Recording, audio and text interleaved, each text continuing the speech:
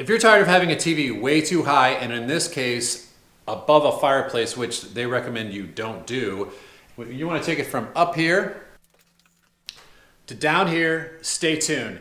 If you're looking for a video on this over-fireplace TV mount that just gives you mainly dimensions, and it's a very quick video on this TV mount, click the card in the top right-hand corner. That'll take you to that video. Some of you may have come from that video to this video. If you want a detailed explanation, a detailed install of this over-fireplace TV mount and a Sonos Bar, and more importantly, the modification that I made to this TV mount in order to get my TV actually on it, which you might have to do too, please stay tuned to this edition of How To Q. Any questions or comments you have, please leave them below. And if you want to know how much I paid for this, check the description.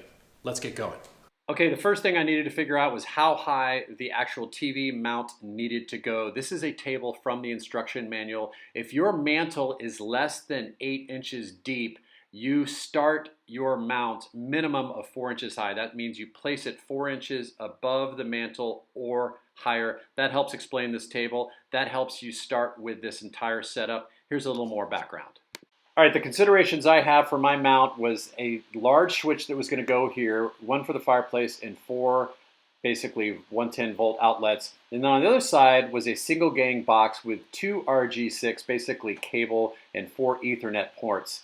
Just like any TV mount, you want to find the studs, use a stud finder. I actually installed these studs, 16 inches on center.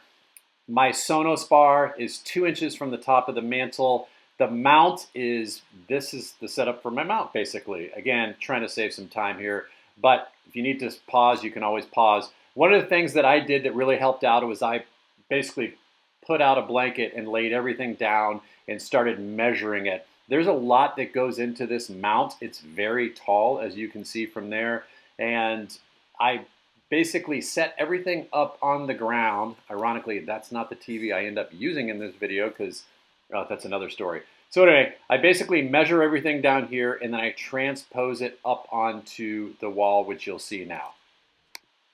Just like any project, you know, measure twice, cut once, etc., etc. I measured probably 10, 15 times.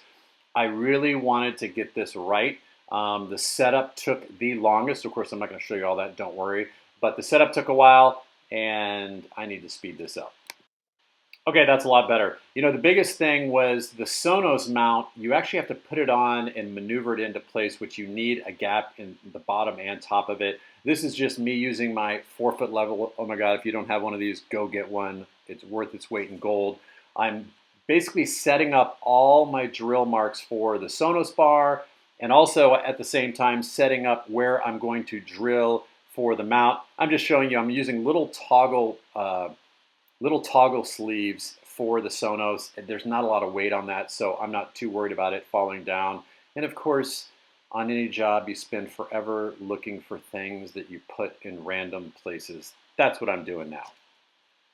So I decided to build up, obviously. This is the bracket for the Sonos Bar, and again, you probably have a different play bar. Maybe you have the same one, but it's pretty much the same setup, and that is level.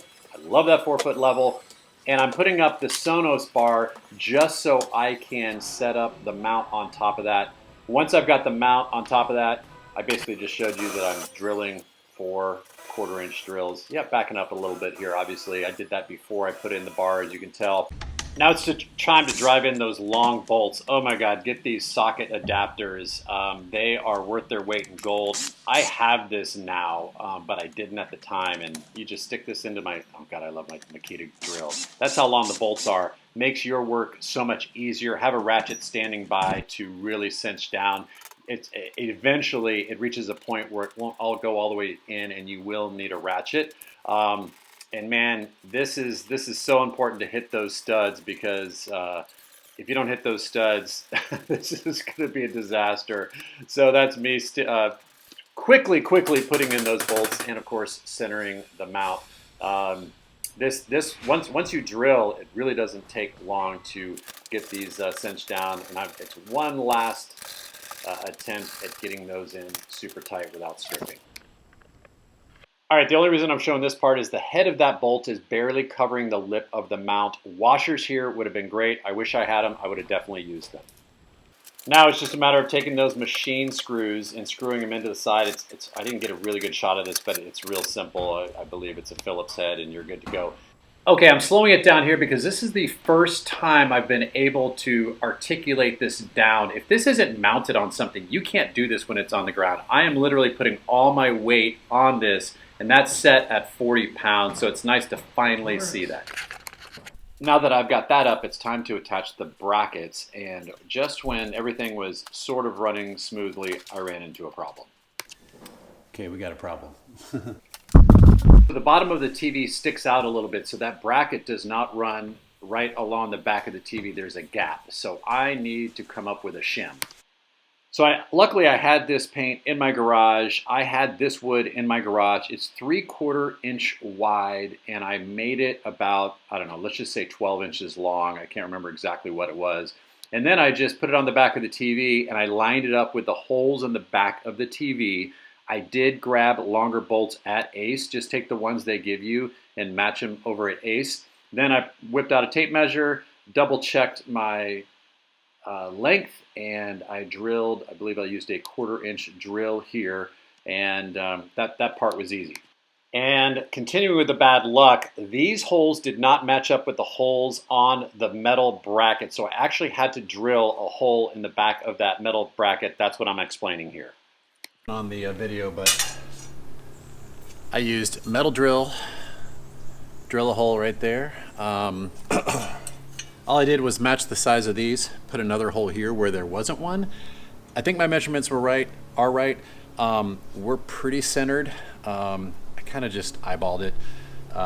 So I'm gonna clean these up. You don't have to have a grinder, but it's nice to have one.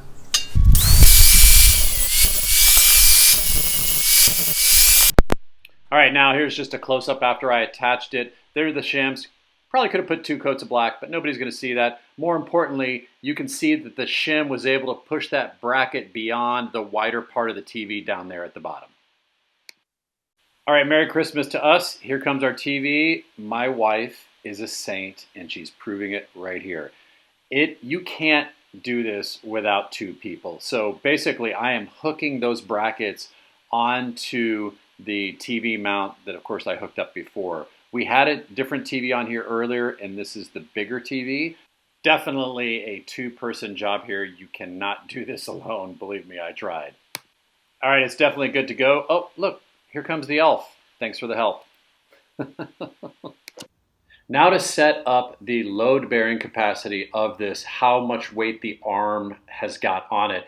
You're gonna have yours probably set up like mine, pretty much at the top, unless you have a tremendously heavy TV. Mine's about 40 pounds, that's why it's all the way up. You adjust the little screw, actually a big screw at the bottom.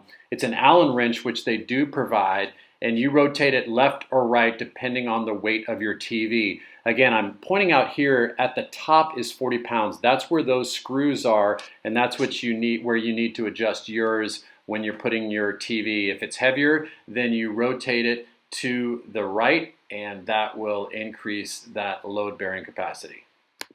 All right, now that the tension is set up correctly, how do you keep your cables on that arm when it's moving? Basically zip ties. I've got a RG6 Ethernet cable, a few plugs, there's my Apple TV, and a whole bunch of zip ties, and it actually works really well. I wanted to show you my setup really quickly. All right, one size does not fit all. Please check the description for different options on this same mount. You can also click on this video in the top right-hand corner. I made a shorter version of this video, but it gives more information on how high, how low, how far out this TV comes. If you got any questions or comments, please leave those. I answer to all of them. I would love for you to like this video, and of course, I would love for you to subscribe. Thanks for watching this edition of How To Q. We'll see you next time.